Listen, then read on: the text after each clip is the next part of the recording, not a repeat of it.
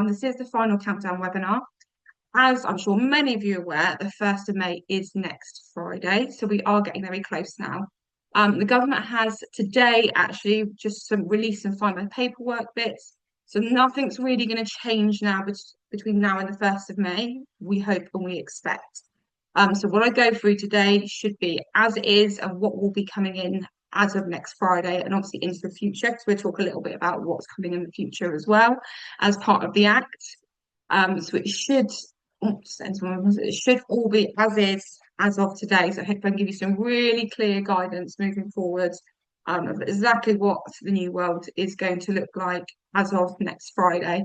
So to start with, there's going to be some dates which only have been on here before, we've gone through previously, but just as a lot of people aren't aware that it actually became law on the 27th of October. So the Renters' Rights Act essentially is law already. That's when Charles passed it as law, it effectively goes to Parliament and it does become law. Obviously, there are changes up until the implementation date, but that is the date that it did become law. And that is the date that local authorities, especially in December, the 27th of December, they had greater powers, which we'll go through as we go on. The main date we need to focus on, and that we're going to focus on this evening because it's the one that's coming up and it's very close, is the 1st of May, which of course is phase one. So that's phase one of the bill. We'll then talk a little bit about what's expected to come in at the end of this year, beginning of next year, which is phase two. We'll talk about updated minimum energy efficiency standards, which sort of was in the news. Some people saw it, some people didn't, but it's worthwhile noting. It doesn't form part of the bill, but it is alongside it, so we need to be aware of it.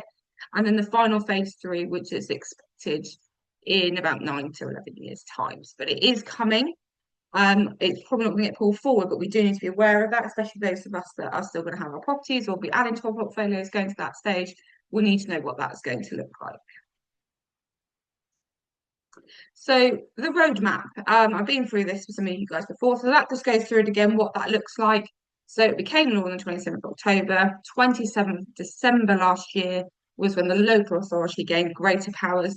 That does mean certain things like if there is a complaint by a tenant, they can ring us up and request call recordings, copies of emails, documents.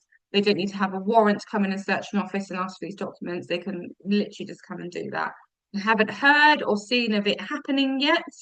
It may have happened at other places in the country, but I haven't heard anything yet. But it's something to be aware of now that these local authorities do have greater powers, and the government pumped a lot of money into local authorities as part of their housing departments in order to facilitate this and further sort of progresses as we go through the Renters' Rights Act. Phase one, we'll go through in detail all the stages of what's coming in for that from the 1st of May. So tenancy reform has been a big thing on sort of political agendas for a long time, and it's what's grabbed most of the headlines. Obviously, that's changes as well to Section 21 notices and how we regain possession of property, rental bidding, rent increase, pets is another huge headline, obviously, and discrimination. So we'll go through those in detail in a second. Phase two, which is expected in writing at the end of this year, however, I think it's very unlikely, is new PRS database and the introduction of the landlord ombudsman. I'll speak a little bit more about what that might look like later on. Energy standards is every political agenda for it to be an EPC rating C. That's now under the current government, expected in October 2030. Again, I'll go into a little bit more detail later, but as I'm going to say again, under the current government, that is the date and the rating. And then phase three, which is the one that's in sort of 9 to 11 years' time, is the implementation of decent home standards and AWAB's law, which again, I'll talk about a bit later on. But that's a sort of a bit more of a visual to give you on what this roadmap looks like. And the roadmap is the terminology that's come out of Parliament quite heavily when we've been talking through the Renters' Rights Act and how it's going to be implemented. So already been through this, I'll skip over 27th December. So I've mentioned already new powers of local authority. They have the right to any information about property and tenancy and the right to enter a property to inspect all business premises. So they could ring you up and say, or to literally turn up with your tenants, go, we're going to come and have a look now because your tenants reported damp or mold. You wouldn't get notice like you would have done usually. Previous to December 2025, they could just turn up and walk in. Like I said, I haven't heard of it happening yet. I think it will happen. Hopefully not to any of our properties or any of yours, you landlords that are on here now, but it's just something to be aware of. There's going to be no tricking around or, okay, that's a problem, I'll sort that out because the council sent me a letter. They could literally just turn up. So it's just something to bear in mind for that. Well, then phase one. So this is what we're all going to be talking about today. Mainly, is phase one. What's happening next Friday? Now, the big thing about 1st of May, and I've done some sort of social media content on this in the past week. The lights are not going to go out on the 1st of May.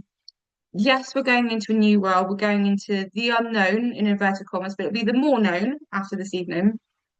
But as I've said this week, in sort of press releases and social media content, the birds will still be singing, the sun will hopefully still be shining because it might be a sunny day. And actually, the 1st of May is Friday as well. So, not a lot's going to happen on the 1st of May. We've then got a bank holiday Monday on the following Monday on the 4th. So, Tuesday, the 5th of May is really when we're going to see this coming into play. But the lights aren't going to go out overnight. Things are going to change, yes, in black and white, but I really don't think on this date we're going to see an influx of pet requests. We're going to see an influx of tenants challenging their rent because at the end of the day, tenants are just still have lives to lead. They still have jobs to go to. They have better things to do sometimes than sitting around challenging rent increases or suddenly deciding they want 10 dogs in a property. Yes, some tenants might be sort of saving it up for the 1st of May, though we've actually had two pet requests in the past week for tenants, which you all sort of jokingly said in the office, or well, they should have waited a little bit because landlord can still say no at the moment. Both landlords have said yes because they're like, well, in a minute I'm going to have to anyway, so because they didn't have good enough reasons. But what I want to really impress tonight is if you've got tenants in situ and everything's running at the moment, not a huge amount is going to change you off the bat on the 1st of May. I don't think we're going to get to the 1st of May and we're going to feel like we're in a new world and fireworks are going to be going off and it's all going to be doom and gloom or anything like that. It would just be changing our mindset and working in a different way. If you're a new landlord who's just about to buy a property after the 1st of May, you've never let a property before, it would just be the norm. So we just need to shift our mindset just to thinking that we're going to be doing something slightly different and just changing what we're used to. No one likes change, I get that. But the more you understand it, the easier it will be. And it's really important for you to join us for things like this because it helps us moving forward. That if you call us up and ask us to do something, if we say no or we say, oh, yes, but you've got to do it this way, you understand why. So that's my 2 pennies worth on the 1st of May, being next Friday. And I really don't think we'll see a lot happening until the following week because it's a Friday and then you've got a bank holiday weekend. So let's go through the phases of phase one, the phases of phase one, and what we need to be considering moving into next week. So APTs and assured periodic tenancies, all your tenancies you have now will generally be ASTs, as they're sort of affectionately known as, assured short hold tenancies. They will all be changing to assured periodic tenancies. So this is something that's hit a few headlines as well. And basically means that all tenancies will become rolling, so month by month, as of the 1st of May, no matter what. Doesn't matter, we've got tenants moving in this week and they're signing obviously ASTs, which say 6 months. We've got tenants moving in up to the 30th of April. They're moving in on the 30th of April with a tenancy agreement that says 6 months. And the next day, that tenancy agreement is no longer valid for 6 months, it's valid month by month. And that's essentially what the law is going to do. They did originally state when we were first talking about this, and any of you in previous webinars, that they might do a backstop, so they might do one date for new tenancies and then one date for existing. They scrapped that. It will be everything from next Friday. So everything from the 1st of May will be rolling, regardless of a 6 or 12-month tenancy that's already signed. And essentially, yes, that does mean that your tenants could give notice on that 1st of May if they have, even if they are in a fixed term contract right now. So they could then hand in their notice on the 1st of May because that is the date that the law changes. But we'll talk a little bit more about tenancy notices in a minute. So your existing tenancy agreements are still valid as long as you have a written tenancy agreement with written statement of terms, which the government have recently released as well. You do not need to issue a new tenancy agreement at all. But what you would do need to do is issue that government information sheet, as they've now called it, and the latest, the 31st of May, so by the 1st of June. And I'm talking about a little bit more about that in a minute. Your tenancy agreement is valid, it's just certain clauses within it won't be. So clauses about serving Section 21 notices, clauses about no pets, they're obviously invalid. It doesn't mean a tenancy agreement is invalid in a court of law, it just means you can't rely on those clauses in a court of law. So everything else apart from that is valid. You don't need to run around, luckily we don't need to run around issuing new tenancy agreements to every tenancy we have out there. So all the new tenancies though, so if you have a tenant vacate or you've got a property vacant at the moment, you've got new tenants moving in May, will be in a secure format and it will be periodic. Now, the government has released a statement of terms of what a tenancy agreement must include. Now, you can Google that and have a look online. I'll put some links out there in my follow-up email what the statement of terms is. Generally, if you've got a written tenancy agreement now, you will have everything that the statement of terms says you have to have. So it's things like name of the tenants, the start date, the rent, the deposit, the rent due date, where the deposit's held. It's really simple information. But some tenancies out there, obviously the archaic ones, don't necessarily always have a written statement of terms. It might just be a verbal agreement. So if you've got a verbal agreement with a tenant, that's where you need to worry about issuing a new tenancy agreement. If you've got a tenancy agreement, you don't need to worry about it. If you've got any concerns or you're not sure, feel free to send me something and I'll have a look at it, but it should be pretty straightforward in that state. The one thing, because talking of tenants' notices that we mentioned earlier, that does change from the 1st of May, which we've been talking to applicants who've been booking viewings recently, and I spoke to one today, which a lot of them are not aware of because obviously the headlines have been heavily dominated with the landlord side of this bill, is that it becomes law on the 1st of May that tenants have to give 2 months' notice unless their agreement states otherwise or there is an agreement with the landlord. So what this does mean is if it's a new APT, then by legally they have to give 2 months' notice. However, most of your tenants are probably on tenancy agreements which state they have to give 30 days notice. So actually, that sort of caveat to that level of law says that they only need to give 30 days notice because that's an agreement that you've made with them because that's in their current agreement. So what we are saying is if your tenant does give you 2 months notice and say it's a current tenant that's on our tenancy agreement, we will be checking with that tenant. So that's great, but you sure you only want to give 2 months notice because actually you only need to give 30 days. Which one would you like to provide? Because what we don't want to do is get further down the line. The tenants then have a right to tribunal, say my landlord made me serve 2 months notice and I didn't have to only needed to serve a month. And we don't want rent repayment orders or anything like that going against our landlords.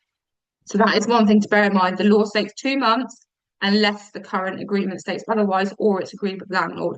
So even if you have any APT moving forwards, if your tenant says, actually, I found somewhere you want to sell it, I've had my notice because you're selling it, can I just give 30 days notice? If you agree with that, that's fine. The main thing that tenants are not aware of is that their notice now has to, by law, expire at the end of their rent period. So one of the things with APTs, what does change from your existing ASTs as start dates that sort of become irrelevant for tenancy. So if the tenancy started on the 10th of the month, but the tenants pay on the 1st, actually the 1st of the month really now is a tenancy day that you need to worry about because the tenants will have to give you notice. If they just want to give you 2 clear months notice or 1 clear month's notice, they'd have to give it on the 1st to expire, for example, on the 30th of the 2 months on or the 1 month on. Now, obviously, of course, a tenant could give you notice early, so they could give me notice, say that it was due on the 1st of the month. They could give me notice today to expire on the 30th of May or 31st of May even, if they only have to give a month's notice as a current tenancy, so they can give you more than that, but it has to expire on that date, and that will be law from the 1st of May, that it has to expire in line with their rent due date. And that's something that a lot of tenants aren't aware of. And I think that's where we're probably going to have more issues moving forward as tenants applying for properties, thinking they can give notice and get out, and then realizing they actually can't. And it might stall these moving dates a little bit. They might be moving it. So if you've got tenants in your properties, the government information leaflet isn't wonderful, as we'll talk about in a moment, but it's making sure that they have read information that they've read up about it online and you're informing them that that is the process. Make sure that they're aware, and we'll be doing that on the 1st of May. We'll be resending the information sheet to all our tenants again, and actually with our own little bit of advice to make sure that we've notified all our tenants of actually how it practically works for them. So that's APTs, as we're going to call them. We're going away from ASCs to APTs and how it affects your tenancies and actually how your tenants legally have to change what they do now as well. A little bit more on the information sheet. Now, as you're aware, hopefully, the government suddenly dropped it on the 20th of March, which was really helpful timing. I was away at the time. So that wasn't great for me because I was having an absolute meltdown about how I was going to get that done. But if you're a managed landlord of ours, they've all gone already. We have proof of service for all of them, to all tenants and all guarantors on our fully or premium managed service. Like all done, which most of you are aware of because you've written to all of you and let you know that we've done that as well. If you're a self-managing landlord, you need to make sure that it's done on or before the 31st of May 2026. Now, it's not as simple as just sending it and saying, oh, yes, I've done it. When you read the government guidance on serving the information sheet, it says you can email it. What it does make very clear is that it cannot be a link to the document, it has to include the physical document. So you must attach it as a PDF to your tenant. Now, what's a lot of legal advisors and solicitors saying that they think the government are going to treat this like serving a notice, like serving a Section 21 notice at the moment, that you have to have proof of service. Now, our tenancy agreement states that a Section 21 or any notice will be served by post, first class post. And so what we've done is we have taken sort of legal advice from solicitors and we've got barristers involved in this as well. And we have posted all of ours originally, all 450 something odd documents I have to do. We've posted all of them to every single tenant and guarantor with proof of postage for every single one. So that if there ever is any case law where someone goes in and they say, well, I didn't get that email, I didn't receive that email, you've got proof of postage to say that they've had it. So it's really important about making sure that we're being extra careful with this. If you're a self-managing landlord and you've got a handful of properties and you live locally, if I were you, I would be taking 2 copies of the document, telling them you're coming around for the next inspection or whatever you're doing, can I come around this time? Get them to sign and date it. You keep a copy, they keep a copy because you're small enough device that you can do that. So that to me is perfect service.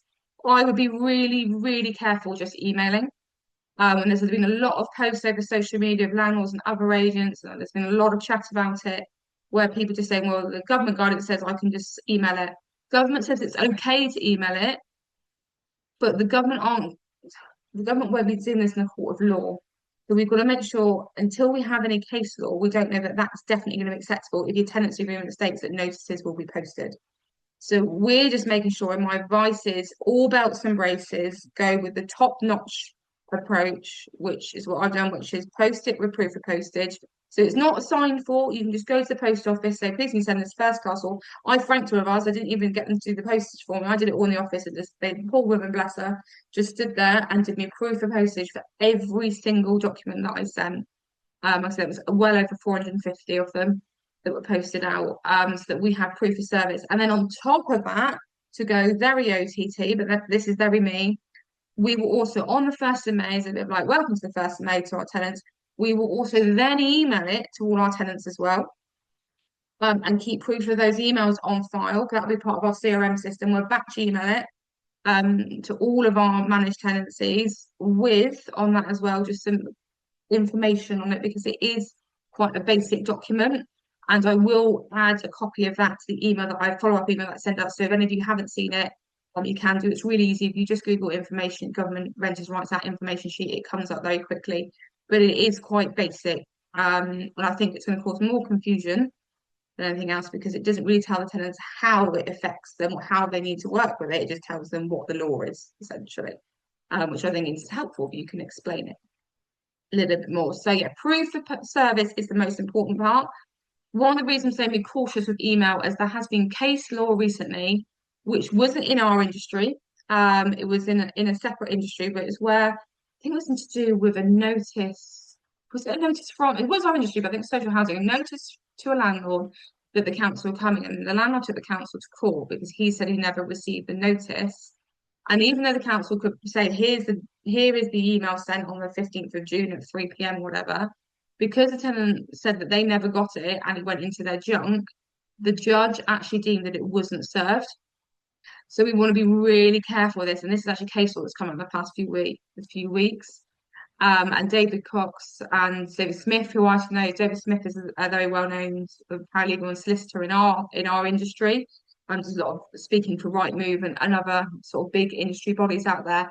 He's the one who raised this and said, well, if this is what's happening in case law on a separate issue, we don't want this to apply further down the line, if we're saying we've just emailed this renters' rights act sheet, we've got a copy of the email here, but we can't prove that the tenant says they didn't get it, depends on the judge. It's that funny grey area again that I don't want to get us stuck in. So we're doing it both ways with us. We're doing post and we're doing email. So we've got all cover space. So if anything happens, if we ever go, you ever need to go to court later down the line because you served a Section 8 and your tenant hasn't vacated, you can prove in black and white that it was served. So it's really important, this sheet, because if you haven't served it, you won't be able to regain possession of your property under a Section 8 notice, and that's the only form of repossession now. And if it isn't served, it's a £7,000 fine, and that's just not worth it. So it's a £7,000 for everyone that, you know. So if you've got three properties and you haven't served it all three, that's 21 grand straight off the hat, no batting. So, you know, if we get to the 31st of May and tenants are bringing up the council saying, I haven't had one, and you can't prove that you've served it, you're going to get slapped with a £7 grand fine. So let's not risk that, please.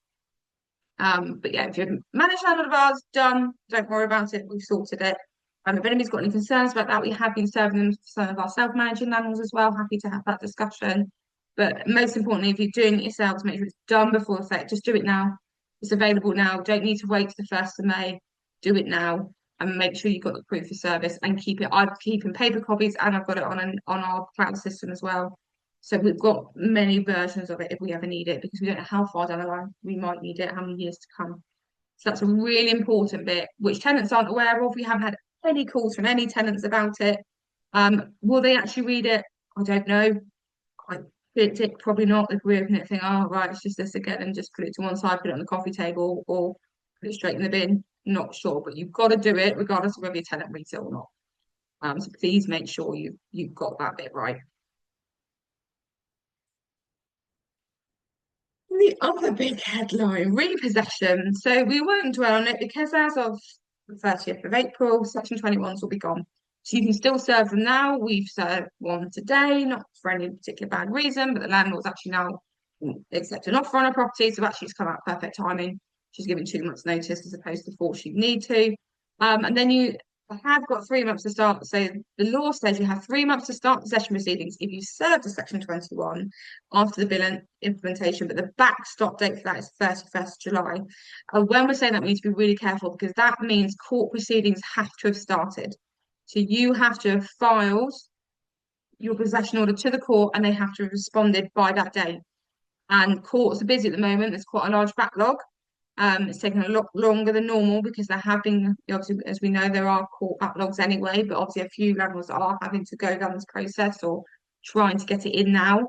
So I would just be careful. You don't want to be relying on that because after that day, if you haven't started court proceedings, that Section 21 notice is invalid and you have to start all over again. Now, there's nothing to stop you, which is important to note. If you've served a Section 21 today, for argument's sake, that we have done all of us, because the landlord's selling, there is nothing to stop you on the 1st of May then serving Section 8 notice, providing 4 months notice to sell the property. So you've got to stop if you think you're going to have a problem with your tenant vacating. And I have checked that with our solicitor that we refer to, and she said that's absolutely no, because you can serve a Section 21 and a Section 8 simultaneously anyway. So she can see no reason why you can't on the 1st of May serve a new Section 8 under Ground 1 or Ground 1A if you've already got Section 21 running. So that's just something to bear in mind if you are in that court where you have got a Section 21 currently going at the moment and you're a little bit worried about that stop date. It's probably worth you serving that Section 8 around the 1st of May to make sure that you've got something already in place rather than getting to the end of July then having to do it 4 months then. Better to do it at the beginning of May than the end of July, in my opinion. So just something worth considering. So the main difference between Section 8 and Section 21. So everybody's very worried about Section 21 going, and mainly Section 21 was the no-fault eviction, as it's known for. The difference is with Section 8, it has to be evidence-based and there has to be a reason. Section 21, you didn't have to give evidence, you didn't have to give a reason, you just go, I just want my property back, can you go, please? And even when you got to the court stage, you were going for repossession. Yes, you had to submit all your paperwork, check your gas safety is all served and all in order, EICRs, everything like that. And obviously your notice was served correctly, but you didn't need to provide evidence as to why. You didn't need to say why.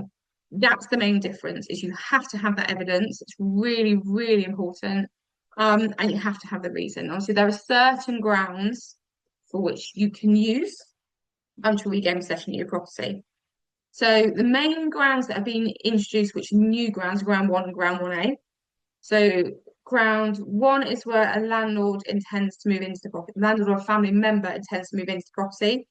Main thing with ground one is it must be a blood relative.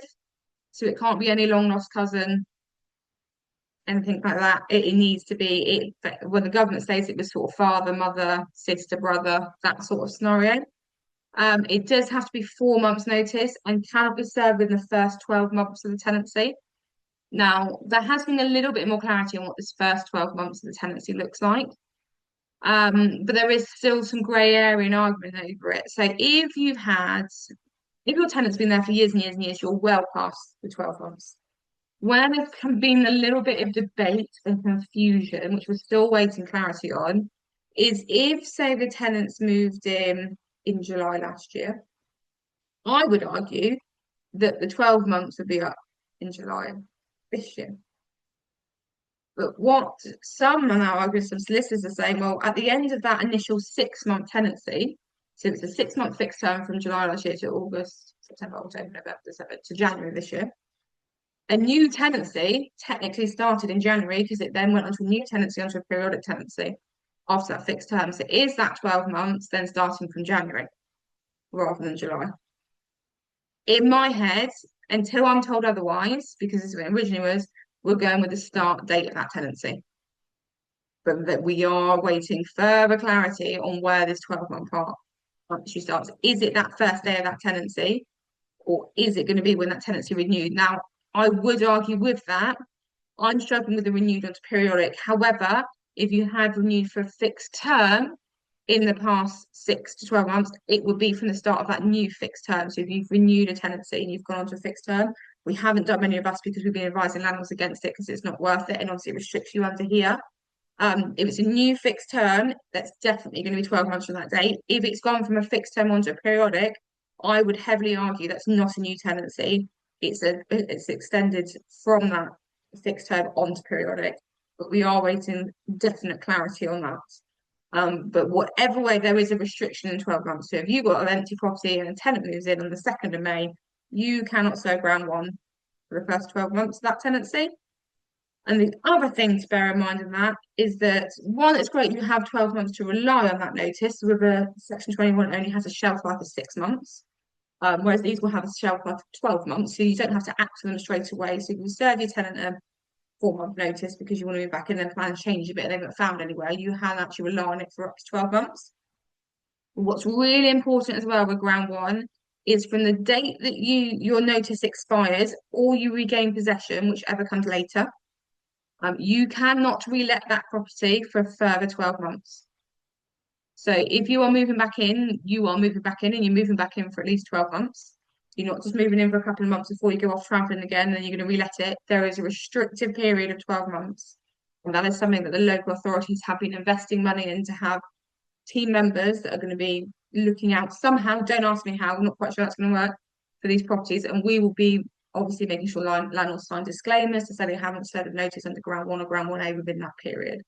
So there's a 12-month restriction to serve it and a 12-month restriction after that to relet it. So bear that in mind. Very similar for ground 1A. So that's if you intend to sell the property. 4 months notice again, cannot be served in those first 12 months, and there is a 12-month reletting restriction on it as well. So if you are going to sell the property, you've got 12 months. You need to make sure you're pricing right, you're getting that there. A lot of landlords obviously conveyancing on average now is over 16 weeks. So you could, and I think a lot of landlords will be serving notice probably as and when a property goes to market. But you can also now, sorry, something's just popped up on my screen. But sometimes if you're looking at the conveyancing process, you might want to hold your notice until you've got an offer, but then you're risking that being quite tight to the line. So it's just something worth considering. It's going to be a little bit more of a consideration we're going to have to bear in mind moving forward. What's important with ground one and ground 1A is if your tenant doesn't vacate and you then need to go to court for repossession, you are going to have to prove that you are moving back in or that you are intending to sell. And that's where, with us, when we're doing bits and pieces with you, if you're a managed landlord of ours, we will be asking for that proof up front. So it's quite easy to sell a property. You have an evaluation with us, you have a valuation letter, or it will actually be online. It will be on Rightmove and Super on our website. Under ground one, it'll probably suffice to have a letter from a solicitor saying that Mr. and Mrs. Smith need to move back into property due to changing circumstances or work or whatever that looks like. So that's to bear in mind. It's got to be evidence-based. If you went to court, you'd have to evidence that you are selling, you are moving in. That needs to be there. So just make sure that's there. One thing that's also really important, ground 8 and 10 and 11 you've had before, the rent arrears grounds. So ground 8 is where the change of ground 8 now, it says they have to be 2 months in arrears at the point of notice and the point of possession hearing.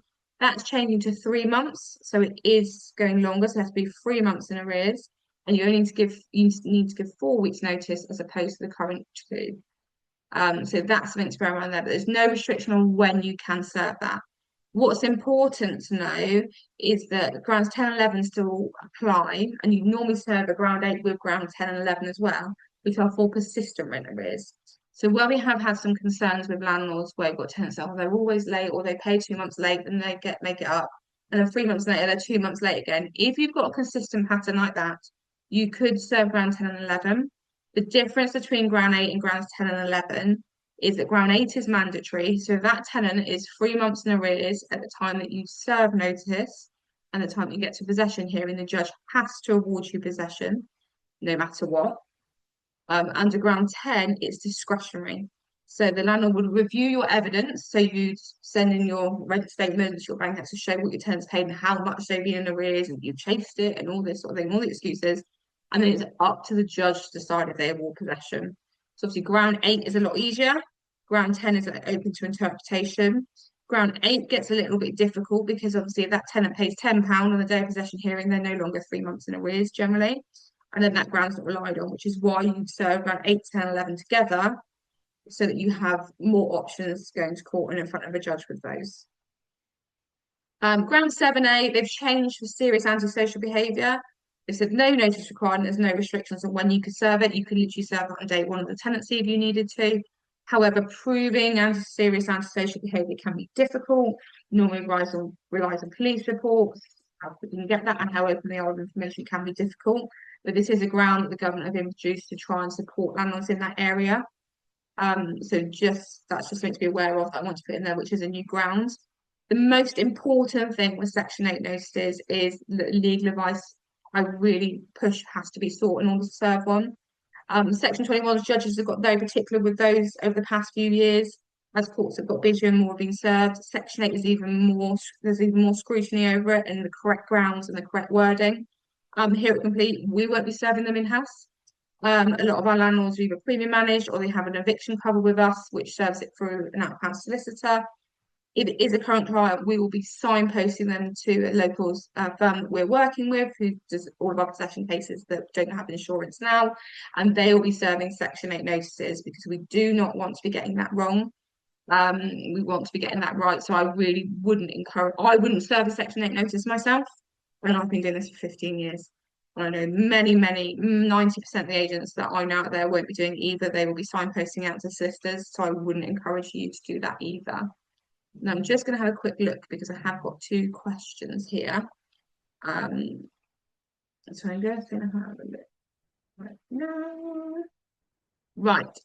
Hi, I have a new tenancy who signed up in November 2025. How much notice do they have to give? Can you put up so when tenants move out? If the tenant has 2 months notice agreed, but decides to go earlier, do they pay 2 months notice or just when they leave? So it's going to start that I have a new tenancy who signed up in November. So at the moment, obviously, just need to give, if your tenancy agreement says 30 days, they only need to give 30 days notice.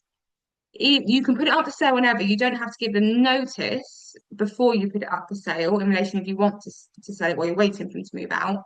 But you will at some point need to serve them Section 8 notice under ground 1A, giving them 4 months notice to vacate the property.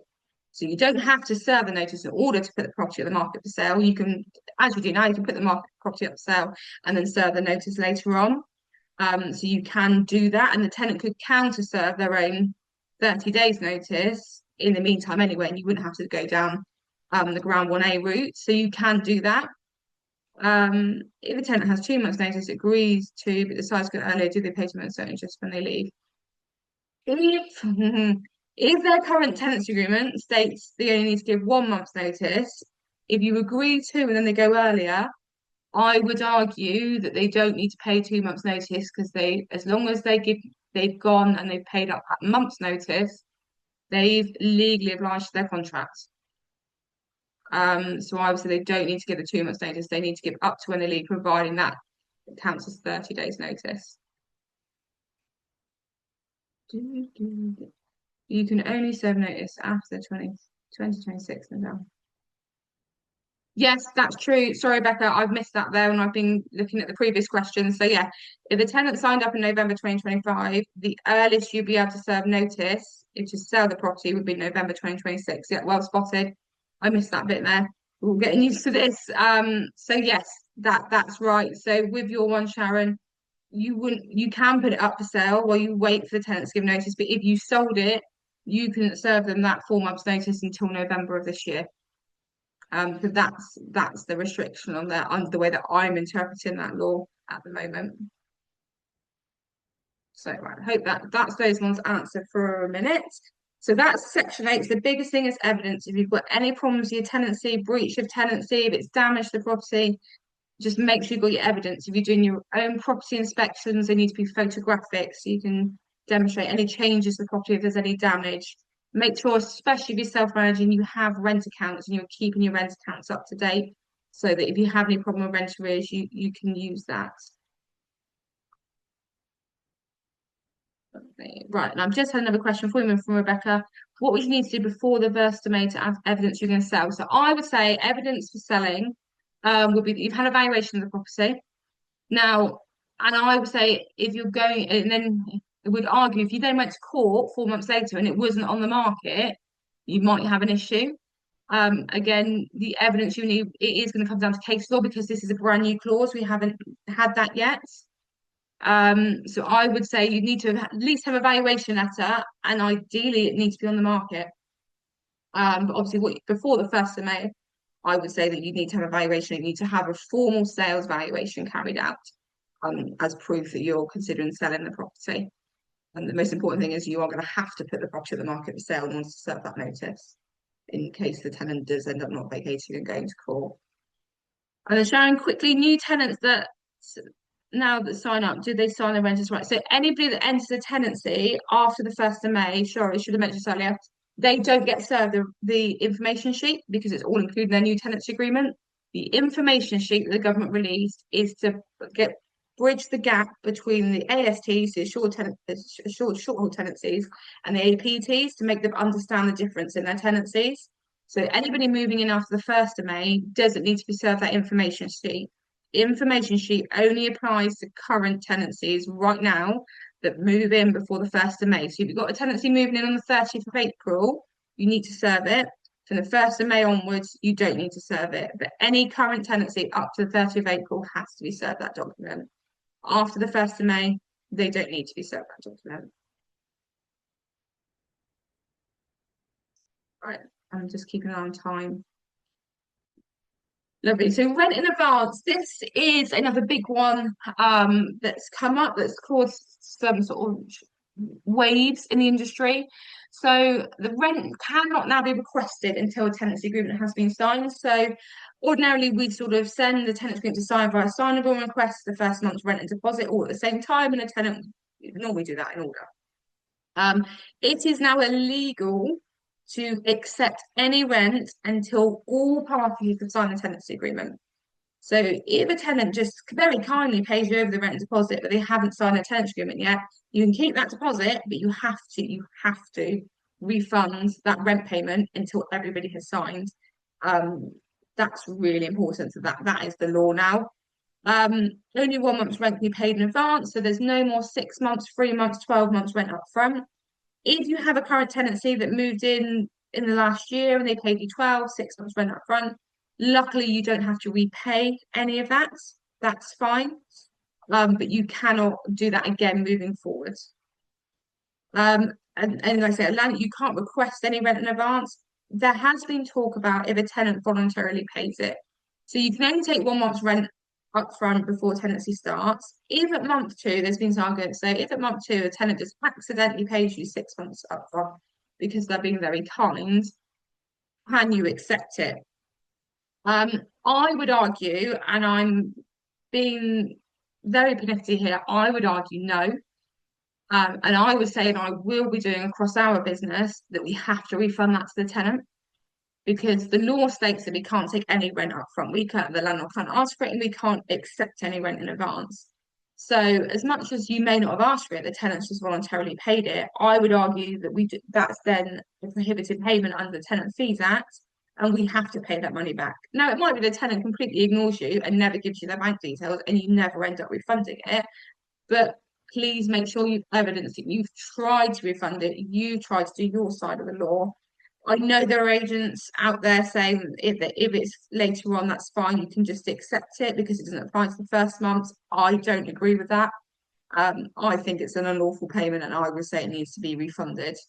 Again, case law may determine that further later on down the line, but I would really argue that you need to be refunding that back to them. But if you've got any rent in advance at the moment, I must stress you don't have to be paying that back to the tenant. But please, moving forward, you take that 1 month's rent after the tenancy agreement has been signed. You can take a deposit before if you want a little bit backup payment, but you take the 1 month's rent after the tenancy agreement has been signed, and then it's 1 month every month after that. So that's just really important to stress that. There are no more restrictions on guarantors. I know when we spoke in one of my webinars previously, originally in the Act, there was some information that says there were going to be restrictions on guarantors, and you could only ask for a guarantor if a tenant needed one.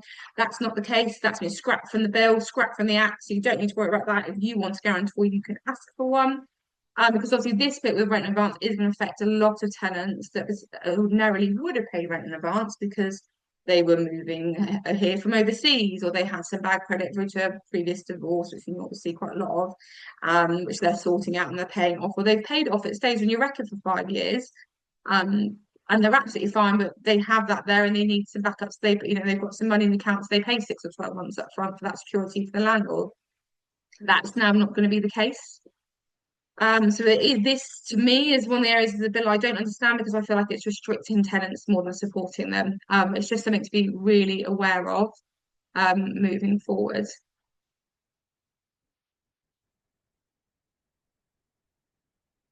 I'll go back to that show later. So just come on, laptop. There we go. A ban on rental bidding. This isn't something I've focused on too heavily. I don't think it's a huge problem down here in Devon, which I know most of your properties are. It's obviously quite a big issue in London. So there's property out there that obviously it just goes to the highest bidder, essentially, some of them. So you can only accept the advertised rent or lower is the main thing now. So sometimes we do occasionally, because also we do have tenants fighting over properties sometimes. And tenants come in and say, well, I'll pay 850 if I get the property. And tell the landlord it's on for 800, but I'll give them 850 a month. We won't be able to do that. It will just be the advertised rent or lower, obviously.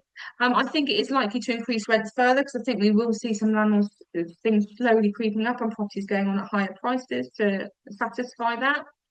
But what we do need to bear in mind is that new tenants, this is the ridiculous part of this law, in my opinion, do have the right to challenge the rent they're paying in their first 6 months of their tenancy at a first tier tribunal.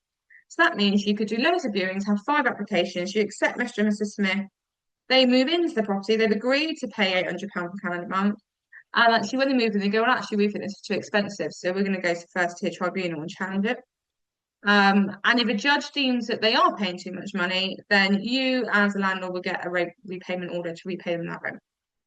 Or whatever rent was over and above what they think is reasonable. So that's why it's really important for us the evidence the property has been marketed at market level. We need to be very careful now, and we'll be evidencing when we get any sort of relets coming up. And obviously, we do that with our new instructions, the comparable market reports. There's no more, or let's try it at 1200 when we've said it's 1100, because if you get it and all our comparables say 1100, we're putting a risk there. And I'm not risking any of my landlords having that first tier tribunal and having a rent repayment order. So I do think rents will rise slightly because they will, a little bit above is going to be okay. They will jiggle up a little bit. And luckily, sort of the new build market, the more modern properties will start to lift the rents. But you do need to be really careful that sort of cheeky asking rents to start with, and then well, we might accept an offer. I think we need to be careful with because this first tier tribunal that the tenants have access to. Now, luckily, the information sheet doesn't tell the tenants this part. They have the right to challenge that in the first 6 months of the tenancy. That was a good thing that came in the information sheet. It didn't tell them that. And I certainly won't be advertising it out there to our tenants, but there is in the law that they can do that. So it's just something to really bear in mind. Rent increases. I don't think a huge amount is changing here. Most importantly, there will be a new form that they have to be prescribed on and served on, which is the Form 4A. There is a draft notice that has been released on that on the government website, so you can have a look at that. It says draft all over it, which makes our life a lot easier. It's a bit like the Form 6A now for serving Section 21 notices. It gives you everything you need, all the information you need to do it. Perfect. Main difference is you need to give 2 months' notice as opposed to one, and obviously that's 2 clear months' notice to a rent due date.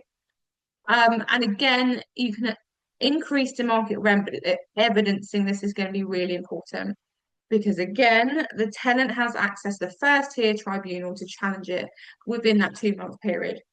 The first tier tribunal was initially going to be free. They are now putting a £47 charge on that. That could change again, but they are now making a charge to a tenant for going to the tribunal. Originally, that was free. Yeah, they have the 2 months to challenge it. If it goes to the first tier tribunal, that rent increase won't take effect, until after that tribunal hearing. So it could be a 6 month period. How long is a piece of string at the moment? We're not really sure how that's going to work. So my advice would be, and how we're going to manage it moving forward, is I really don't think every tenant's going to start disputing every rent increase they have straight away. Most of the rent increases we've served up to this date, tenants accept. Sometimes they come back and do a bit of negotiation, but very rarely. My most important factor here is you serve this Form 4A, you have the covering letter, and then really, really importantly, I am going to be, or we are going to be including a market comparable evidence report. So writing a best price a sector property report to show, and in that covering letter say, please enclose Form 4A, increasing the rent to this on this date.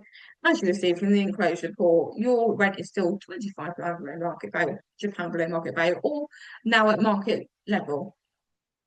It's to show, so you're giving that evidence because then if the tenant does go to first tier tribunal and they do that first stage and they come to you and say, where's the evidence? You can go, well, here's the letter I sent, here's the Form 4A, and here's the comparable evidence to say that it is still below market value or that it isn't market value. And I don't see how that's going to go any further because that's probably going to get battered straight back at the tenant and go, no, we agree with your landlord, there you go. So just something to bear in mind there. It is going to make it a longer and sort of a bulkier process, but evidencing that rent increase is going to be really important. So please do consider those comparable reports. Granted that if you're self-managing, you're not going to have access to all those reports, but if you can go on Rightmove and print off local property details, can do that. You can come to us and obviously for a fee, we can serve a Section 13 notice for you and provide a comparable report. That's fine, but it's going to be really important to ensure that those rent increases become effective. And as I said, I really don't think every tenant's going to change everything off the hat on after the 1st of May, as long as you're proving what you're doing is correct with your market evidence, which I think is really important. Yes. Right to request a pet. Really important, guys. Everybody's getting confused about this. This law applies to tenants. It doesn't apply to applicants. You do not have to accept an applicant with pets. You don't have to book a viewing of applicant with pets. You can still reject that. However, day one of the tenancy, they have the right to request it. So obviously they could quite happily say to you on the phone call, no, we don't have any pets. And then day one, by the way, I've got a cat. So that's the way that law works. But tenants are going to get confused about it. Again, this is another thing we're going to come up against when the media has all been focused on landlords, not on tenants. This law applies to tenants. It doesn't apply to applications and applicants. It is a day one right on a tenancy. So from the 1st of May, every current tenancy has this right. A tenant can request, and we have you as a landlord has 28 days to respond in writing. You can just say yes or no. I would advise that you need to be given a reason at that stage. If you don't give a reason, you have 7 days to explain that refusal if the tenant then asks you. And again, you have to evidence your refusal. Now, most importantly, we have completed, and you'll see these online, we have built a pet profile. So if a tenant emails us and says, I want a dog, cat, guinea pig, goldfish, hamster, anything, because a pet is any animal kept for social enjoyment, So it's not just cats or dogs, although we always sort of refer back to cats and dogs. With all this information, so and I'm quite happy to share it with you as well. So it's, pet's age, breed, size, all sorts of details like that. Um, Vaccine history, vet details, and is it, if it's dogs, is it toilet trained, will it be goes and gone, does it bark? All this sort of information. So, and one of the reasons I've done this, and I think other agents are doing it, is when we went into lockdown in 2020. I'm sorry that we're probably bringing back some bad memories for some people now. A lot of tenants asked for help with their rent payments. They said, "Oh, I can't afford my rent, etc. Can I have rent break or landlord or rent payment plan?" And what I found really worked is when tenants were coming to us and saying, "Oh, I'm going to struggle with my rent. I'm not working. Can I pay? Can have a month for my rent and pay less rent?" I went back to them and said, "Oh, really sorry to hear that. Please, can you come back to me?" And I sent them sort of a form saying what you're going to pay and then how you're going to pay it back. So making them write their own payment plan. 75% of those tenants I sent it to never sent it back and just continue paying the rent as normal.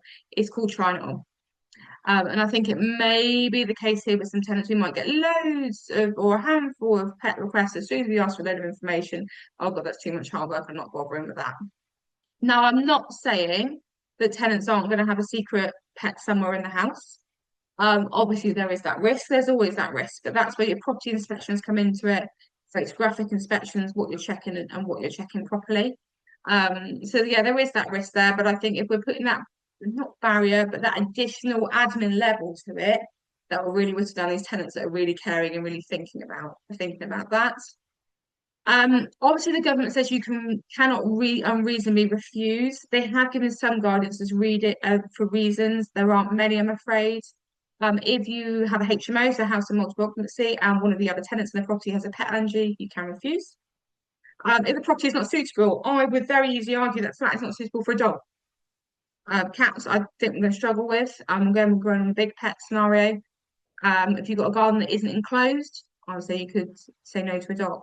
So that's sort of cool elements. Or if you're head lease, if you've got flats and your head lease and your lease says no pets, that's fine. Just make sure you've got that evidence, because if the tenant challenges it, the council or goes to tribunal, takes to court, you're gonna have to evidence. You can't have a pet allergy.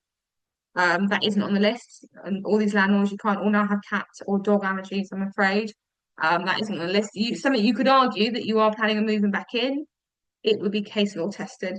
So the three examples the government gave were the HMO allergy, property wasn't suitable, and the head lease. So just to bear that in mind.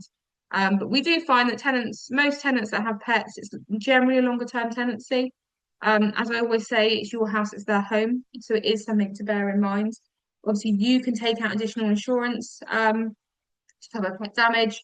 It's not something we can impose back on the tenant. That was part of the bill originally, but that has been scrapped. So it's just something to work through and consider there. Discrimination has come up quite heavily as well. So you cannot unlawfully refuse an application due to a tenant claiming benefits or having children, providing that they can pass referencing. So obviously we can't do this advertising anymore with no pets or no DSS. We can't do no DSS anyway. We haven't been able to do that for years. But you cannot decline an application because they have children. If the property isn't big enough, you can, but there's very limited guidance on how that would work. And if the tenant is claiming income support or benefits, as sometimes it's known, as long as they can pass referencing, and sometimes that's passing with a guarantor, that isn't a reason to not accept them because they're claiming income support. Now, it's important to add that if you have other applications and they might have Mr. Smith both working, Mrs. Brown both working, it doesn't mean you have to accept the applicant's claiming benefits because they're claiming benefit. You've got others that haven't. You can accept Mr. and Mrs. Brown that are both working. That's fine. It just means that you cannot be discriminating against an application that you've got. If you've got an application in and you've got further viewings booked in the week, you can say, I want to wait for further viewings to happen. That's fine. The most important bit here again is the tenants can report to the local authority and they can investigate. They can come in and ask to see the recordings for the viewings booked at the end of the week. They can ask you to call according to the tenant to see if you did, discriminate against them with their benefits. They can ask for copies of emails you sent to the landlord sent to you if it's an agent. So be really, really careful here because we don't want to be in a situation where there's discrimination occurring, because the fines will be hefty. The fines will be very hefty. Any insurance or mortgage terms. So one of my guys got mortgages, so I couldn't except tenant benefits, it's overruled by this law. So whatever's in your insurance or any buy-to-let mortgage terms, it's overridden by the new law, and you cannot rely on that as a reasonable excuse to not accept them. So just a different mindset shift that we're going to have to make here, and just make sure that you're working towards that. So I'm really conscious. I've been talking for an hour already.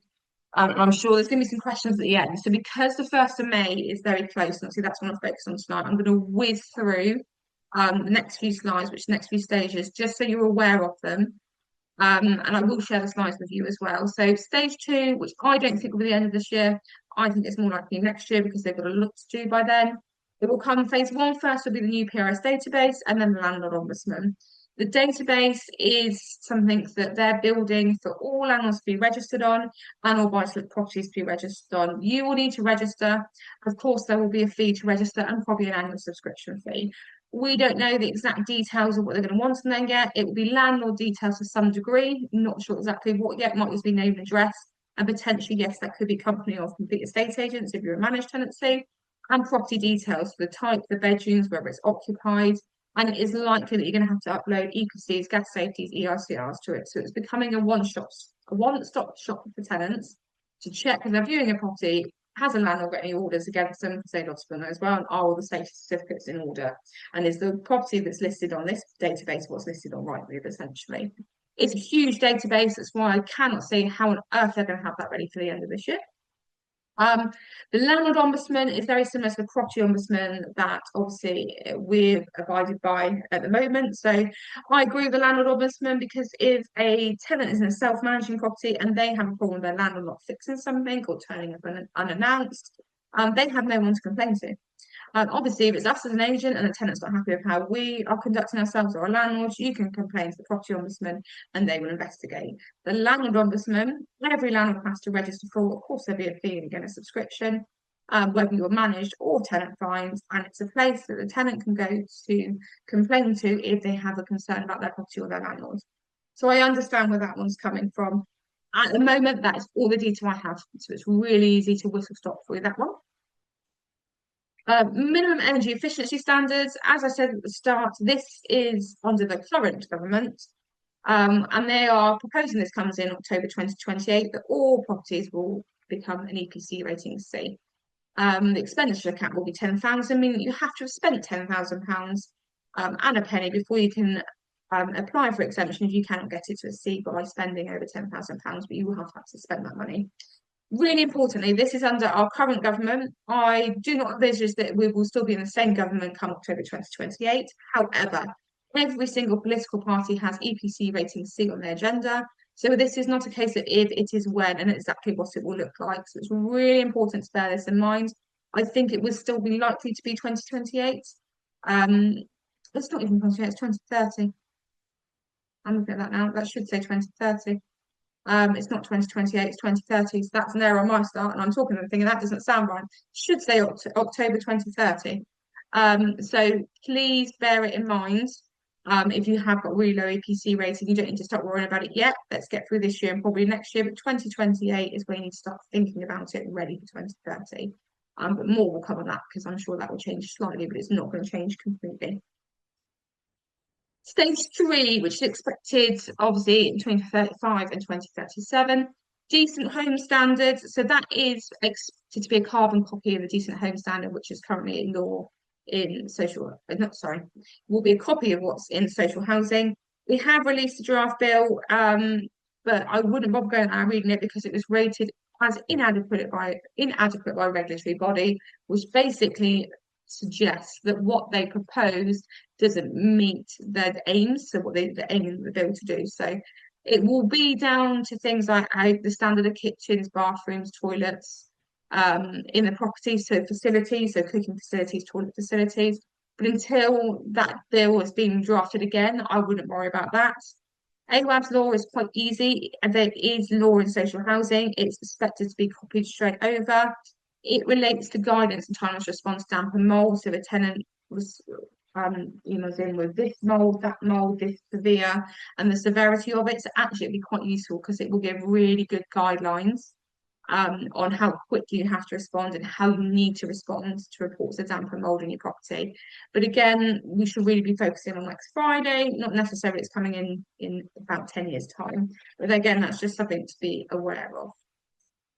So I've gone 2 minutes over. I'm sure there are going to be some questions. So I'm going to stop sharing now and that's work. Lovely. And I know I've got a couple of questions in here that I will just check on and I'll start. If anybody's got any questions too, please do put them in the question box here. I'm happy to stay on for the next sort of 10 minutes to answer any that you've got. You've got to say, I have a problem getting electricians to do a job. What should I do if it is longer than a month? Will I get fined? Is that in relation to an EICR? That's what I want to check. With that one, if it's a problem with electrician and your EICR's expired, a judge isn't really going to care that the electrician didn't do it. They would have said use another electrician. So if that's the case, you need to find another electrician. Is what I would say. So if I gave current tenants notice to vacate, which should have ended on the 13th of April, but extended it to the 13th of May, am I able to re-let when they vacate, or would I have to wait 12 months? So because so I'm assuming, Julia, if you've served this notice as Section 21, and you've served it in April, but it's expiring in May. So that's under the old law because it's Section 21. So when they vacate, yes, you can re-let because you've served a Section 21, providing obviously you've restarted the court proceedings by the end of July. You only need to make 12 months. If you get to the 1st of May and you serve a Section 8 notice and give 4 months, then you'd have to wait the further 12 months on top of that. But because that's been served under current world, you're okay, even though you've extended to it. But I would advise not extending it much again because then you're going to be really tricky getting to that July deadline to start possession holding. So I hope that makes sense. Sorry, it's so complicated working with old world, new world, but that is all under current law, not new law at the moment. That's those two questions answered. Anybody else got anything they want me? I feel like I've blabbered for a whole hour very quickly to get through that all that information. And things won't change, but they will change how we work it because obviously it's all very new to us. As I've said in many of our other webinars and seminars before, this is completely new to us. We don't find anything out early. We don't get a how-to guide. We literally find out as soon as the government just drops something on the website or a headline comes out in the news. And then we have to interpret it and find out ourselves, which is why I've been working so closely with local solicitors and other property professionals to try and get the information. So yeah, sorry a bit earlier when I missed sort of the 12-month point with that as well. Because we know it's sometimes a lot easier when we're getting things like this. It's like, okay, I need to sit down and think about this, right? That law applies there, that so it works that way. When you're doing it in real time, it's quite quick. So apologies if I missed anything. I've just had another question in. My mortgage runs out in November this year and I will want to sell them. What should I do with my current tenants? They moved in September 2025. Okay. So they moved in September, so you can't serve notice until September of this year. So if your mortgage expires in November, you said, didn't you? So I've lost your question now. Mortgage is November, and let's say, yeah. So September 26th is when you could serve that notice. So you could give 4 months notice in September, just for them to vacate, obviously at the end of those 4 months. Obviously, during that time, they could serve their own 30 or 2 months notice anyway, 30 days or 2 months notice anyway. It depends whether you want to start selling in September so that you don't miss your mortgage. So you want to get it sold before your mortgage end date, then your conveyancing isn't going to quite work for that. So yeah, you can't serve notice until September anyway. So I would wait until then and see if you've still got the same tenants, or maybe those tenants might have vacated, what their situation is. And it may be worth serving your 4 months notice then, or it may be worth waiting until November if you're happy to go on to a tracker rate with your mortgage. So maybe worth waiting through. So I hope that helps. Sorry, Becca, I'm just trying to catch up unless it's a first May with mortgage runs out this year. So yeah, you could September. October, November, December, January, February, March. Yeah, you're out of 6 months, Rebecca. So yeah, you could serve a Section 21 to give them 2 months' notice to be out um in June. You could do that now, as long as you do that. I would always say do it sooner rather than later. Don't try and wait till the 30th of April. It's really cutting it down to the line. I don't think the judge is going to look friendly on someone serving something on the 30th, but yes, you could do that. All these specific questions are great. Sometimes it just takes a minute to compute them, like I said, because we've got to go around the nitty gritty, as Tracy says. But yeah, if anybody has got any other questions or any sort of specific scenarios you want to discuss, when I sort of send the follow-up email, please do get in contact. I'm happy to have, we've done lots of drop-in sessions with landlords. Happy to have more drop-in sessions with people if that's what you'd like, or just pick up the phone. We can have a phone call and I can go through it, and I won't always necessarily be able to answer it straight away on the phone. But then I can also go back, think about it, get my brain around it, and then come back to you. Because I say it's new stuff for everybody, and we need to make sure we're giving you the correct advice. And sometimes obviously that means going to solicitors as well, and then going back through it. So I haven't had any other questions for a minute. I will give it one more minute in case anybody has got. Oh, and now I have. Oh, no, so thank you. Oh, thank you, Helen. I will just give it another minute just in case we go to 9 minutes past. Anybody has got anything else? So yes, please don't worry about the next Friday. I don't think I mean the world definitely isn't going to end next Friday, but I do think we will, everything will be continuing. If you've got tenants in your property now, not a huge amount's going to happen on that day. Your tenancy agreement is still going to be valid. If you've served your information sheet, you've done everything you need to do. That's where I know agents and landlords are waiting out there to the 1st of May before they serve them. What's the point in waiting? It's available now, serve it now. There's no, it's done then, you haven't got to worry about it. Don't put it off, get it done now, and then you're all sorted. Lovely. So I think that's everything for this evening. If anybody does have any questions, so please drop me an email. I will email for in the next couple of days once our marketing team have edited this and made it look beautiful. And I'm always available. Most of you have obviously my contact details. If you do have any questions, please do reach out. I'm more than happy to help. Obviously, landlord education is a big passion of mine. So please do reach out if you do have any questions or any funny scenarios. The weirder the better as far as I'm concerned, for us to work through. So that's everything for me this evening. Only nine, probably 10 minutes over by the time we end this, so I'll take that. Have a lovely evening, and I will probably see most of you after the 1st of May. You will. Thanks so much. Bye.